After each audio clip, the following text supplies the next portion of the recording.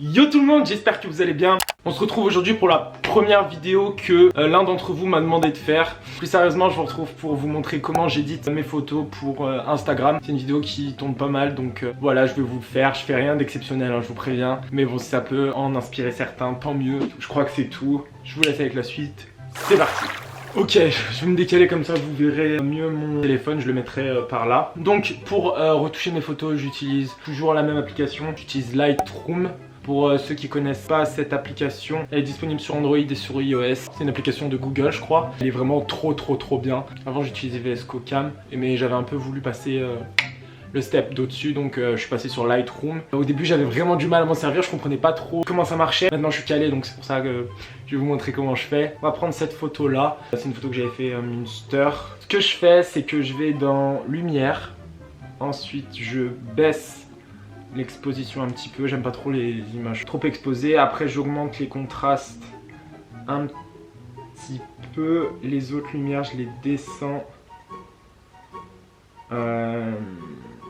aux alentours de -20. Après ça dépend bien évidemment de la photo, hein. Là je vous fais un peu en direct live, mais ça va dépendre de la photo, hein. De la qualité aussi, de la luminosité. Enfin là je vous montre comment je ferais pour cette photo. Après les ombres je les augmente au max à 100. J'aime bien en ce moment quand il y a beaucoup d'ombres sur la photo. Ensuite les blancs je les descends vers -35.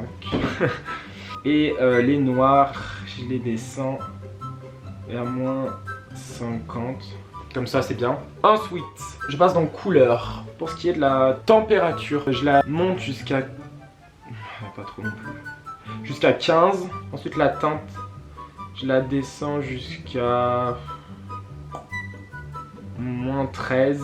Vibrance, je l'augmente jusqu'à 20. Et saturation, je descends jusqu'à 20 aussi. Ouais, voilà. Ok, ensuite je vais vous montrer un truc qui c'est trop bien et c'est surtout pour ça que j'utilise Lightroom. C'est mélange. Donc vous allez en haut à droite et là vous avez la palette de couleurs. Je crois qu'on dit la colorimétrie. Vous avez toutes les couleurs que vous pouvez retrouver sur une photo par exemple. Moi je vais passer directement à l'orange. Là vous me direz qu'il n'y a pas d'orange sur la photo, mais c'est la couleur qui se rapproche le plus de la couleur de peau. Teinte, je descends jusqu'à -7. La saturation, je descends jusqu'à -30. Et la luminance jusqu'à -18. Ouais, voilà. Ensuite, le jaune, je descends jusqu'à -32. Je monte jusqu'à 8. Ouais. Et je redescends jusqu'à -37. Ouais, voilà, j'aime bien comme ça. Ensuite le vert. Pour la teinte, j'augmente jusqu'à +80. Ouais. Saturation, je descends jusqu'à -70. Et la luminance, j'augmente aussi comme ça. Voilà. Ensuite, pour ce qui est du bleu, je vais juste augmenter la teinte jusqu'à 12, c'est très bien. Et la luminance, je vais la baisser jusqu'à -13. Ensuite le bleu foncé, je vais diminuer les teintes, diminuer la saturation aussi. Et diminuer la luminance un petit peu aussi. Ensuite, je vais dans effet, j'augmente un peu la clarté. J'aime bien en général augmenter la clarté, mais ça dépend de la photo en fait. Si la qualité est dégueulasse, augmentez pas la clarté parce que ça va encore plus pourrir la qualité. Donc voilà, le grain, j'aime bien en mettre un petit peu aussi. Ouais, voilà. Pour finir, je retourne dans lumière et je vais en haut à droite dans courbe. Et là, vous pouvez voir un truc de ouf. C'est grave compliqué. Moi, je comprenais rien au début. J'ai regardé une vidéo d'une meuf qui expliquait comment ça marchait et ça a changé ma vie.